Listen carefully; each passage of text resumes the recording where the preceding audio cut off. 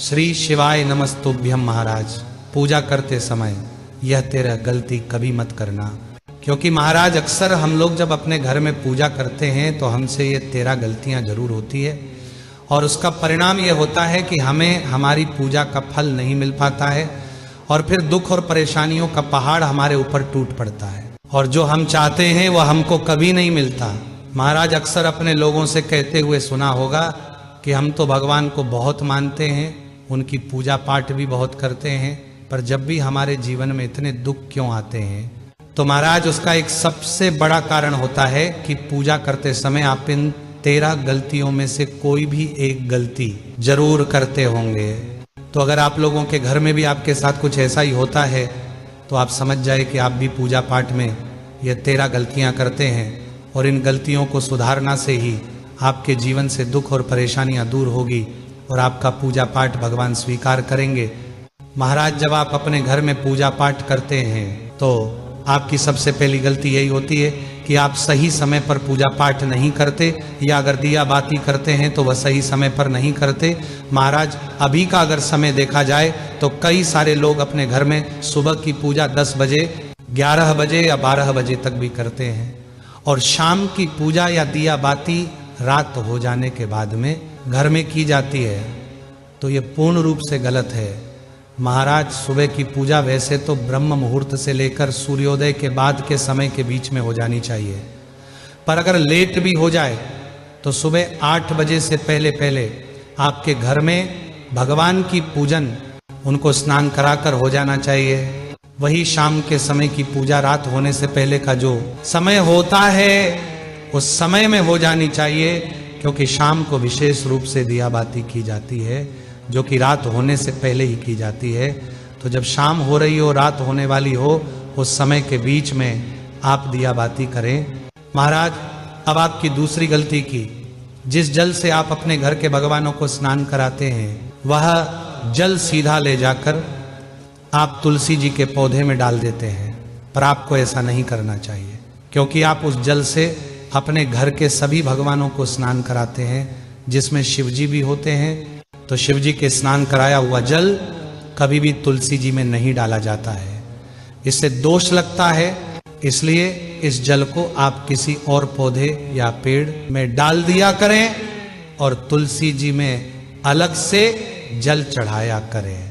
महाराज अब आपकी तीसरी गलती है कि जब आप अपने घर के पूजा घर में मंदिर में दीपक जलाते हैं तो दीपक जलाने के लिए आप माचिस जलाते हैं, तो दीपक को माचिस से जलने के बाद आप उस माचिस की तीली को वही भगवान के सामने जला हुआ पटक देते हैं। तो आपको ऐसा नहीं करना चाहिए।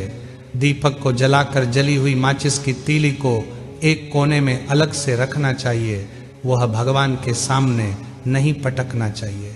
महाराज अब आपकी चौथी गलती है कि आपके घर में जो दीपक रखा होता है आप उसे रोज साफ करके नहीं जलाते हैं। मतलब जब आप दीपक जलाते हैं तो सिर्फ जली हुई बत्ती को बाहर निकालकर आप उसमें नई बत्ती रख देते हैं, पर आपको रोज सुबह जिस तरीके से आप भगवान को स्नान करते हैं उसी तरीके से दीपक को भी रोज स्नान कराकर ही उसमें दिया बाती करना चाहिए। महाराज अब आपकी 5वीं गलती यह है कि आप जब अपने घर के मंदिर में पूजा करते हैं और आरती करते हैं तो आप पूजा घर की घंटी को सही तरीके से नहीं बजाते हैं या लगातार बजाते रहते हैं। पूजा घंटी को भगवान के सामने सिर्फ 5 से 7 बार ही बजना चाहिए, और अगर आरती कर रहे हैं तो जब तक आपकी आरती चले तब तक आरती में आप घंटी बजाए, और घंटी को कभी भी ताकत लगाकर तेज तेज नहीं बजना चाहिए, बल्कि हल्के हाथों से स्वर में बजना चाहिए। महाराज अब आपकी 6वीं गलती यह है कि आप अपने घर में एक ही तरह की 2 मूर्तियों या 2 फोटो रखते हैं, तो कभी भी आपको अपने घर के पूजा घर में एक भगवान की एक ही फोटो या प्रतिमा रखना चाहिए। आप उतने ही भगवान अपने मंदिर में रखें जितने की आप सेवा कर सकें, क्योंकि कई सारे लोगों के घर के मंदिर भगवानों से भरे होते हैं और वह सभी लोगों की सेवा नहीं कर पाते हैं। इसलिए पूजा घर में रखें। सभी भगवानों को रोज कपड़े से साफ करना चाहिए ताकि उनके ऊपर की धूल साफ जाए, और जो मूर्ति हैं उनको स्नान कराकर ही आपको पूजा करना चाहिए। महाराज अब आपकी 7वीं गलती यह है कि अगर आप अपने घर के पास में पितरों की तस्वीर या जो आपके घर के जो बड़े थे जो अभी इस दुनिया में नहीं है, अगर आपने उनकी तस्वीर पूजा घर के पास में या उस कमरे में लगा कर रखी हुई है तो यह भी बिल्कुल सही नहीं है, क्योंकि भगवान की पूजा अलग होती है और पितरों की पूजा अलग होती है। इसीलिए अगर आप ये गलती करते हैं तो इसको सुधार लें, ज़्यादा नहीं तो आप अपने घर के पूजा घर से दूरी बनाकर ही अपने पितरों की तस्वीर को घर में रखें और पूजा घर में भूल से भी पितरों की तस्वीर को न रखें। महाराज अब आपकी 8वीं गलती यह है कि आप जब अपने घर में पूजा करने बैठते हैं तो आप बिना आसन के बैठ जाते हैं। महाराज हमें कभी भी पूजा करने के लिए बिना आसन के नहीं बैठना चाहिए, पहले जमीन पर कुछ बिछा कर ही बैठना चाहिए और फिर पूजा करना चाहिए। और उस आसन पर बैठने से पहले उस आसन के पैर पड़कर ही उस पर बैठना चाहिए। महाराज अब आपकी नवी गलती यह होती है कि आप अपने घर में जो लड्डू गोपाल होते हैं उनको तुलसी पत्र नहीं चढ़ाते हैं। अगर आपके घर में तुलसी जी का पौधा लगा हुआ है तो आपको तुलसी जी के पौधे से पत्ती को तोड़कर लड्डू गोपाल जी को जरूर चढ़ाना चाहिए। इससे तुलसी माता भी प्रसन्न होती है और लड्डू गोपाल भी प्रसन्न होते हैं। महाराज अब आपकी 10वीं गलती ये होती है कि आप गलत दिन पर तुलसी जी को छू लेते हैं या जल देते हैं। महाराज ऐसी मान्यता है कि तुलसी जी के पौधे में हमें रविवार, बुधवार या एकादशी के दिन जल नहीं देना चाहिए। इसके अलावा इन दिनों में हमें तुलसी जी की पत्तियों को तोड़ना भी नहीं चाहिए। अगर इन दिनों में हमें तुलसी जी की पत्ती की आवश्यकता पड़े तो हम एक दिन पहले ही तुलसी जी की पत्ती को तोड़कर रख ले। महाराज अब आपकी 11वीं गलती ये होती है कि आप जब एक बार पूजा करने बैठ जाए तो पूजा में से आपको बार बार उठाना नहीं चाहिए। पूजा की सारी सामग्री और जो आपको पूजा करते समय सामान लगे वो पहले से ही आपको अपने पास में रखना चाहिए और पूजा करके ही उठाना चाहिए।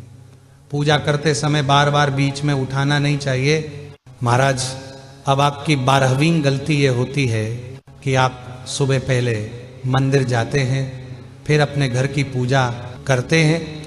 और कई सारे लोगों का ये प्रश्न भी होता है, तो आप सुन लीजिए।